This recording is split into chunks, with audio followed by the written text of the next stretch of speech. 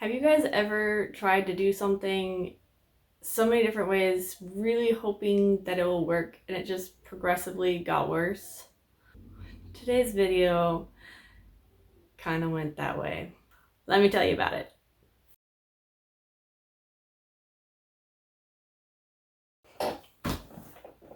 Hey Flower Stabbers, it's Jessica with Sola Flower University, and today we are going to be attempting the ever so popular hydro dipping.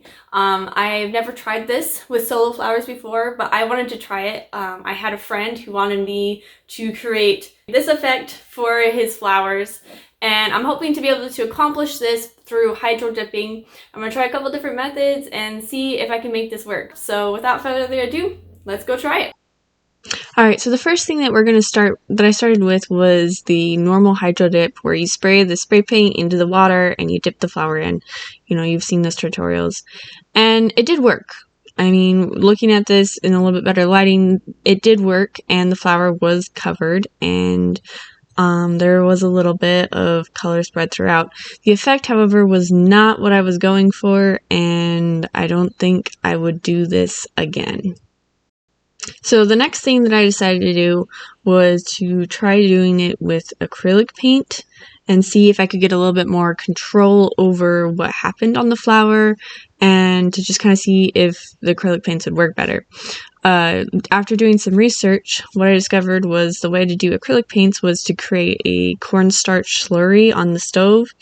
And so that's what that cloudy mixture is in there. And then I went ahead and dipped my flower in a softening agent, and right now I am currently fluffing and adjusting the flower to make it look a little bit more closer to what the picture is, so that way hopefully after I'm done dyeing it, that it will look right and it will look close to the picture.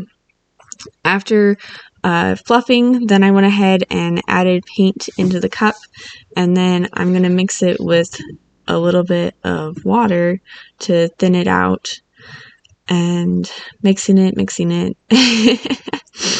And then I'm going to go ahead and add it in layers on top of the cornstarch slurry. It did sit on top of the cornstarch slurry, which was good because I did actually try this on just plain water and that didn't work for obvious reasons. And so that had some layers to it, and so I went ahead and took my flower and I dipped it in. I really did have some high hopes for this turning out well and looking really good, especially where it looked like it was going to work pretty well. However, as you can see, it wasn't quite what I was looking for. I mean, the effect was there, but it wasn't what I was looking for. So the next thing that I decided to try was to do the airbrush, and so I went and I used my airbrush and I switched back and forth between colors and I dipped it in, and the result was not impressive. So at this point I'm not even bothering showing.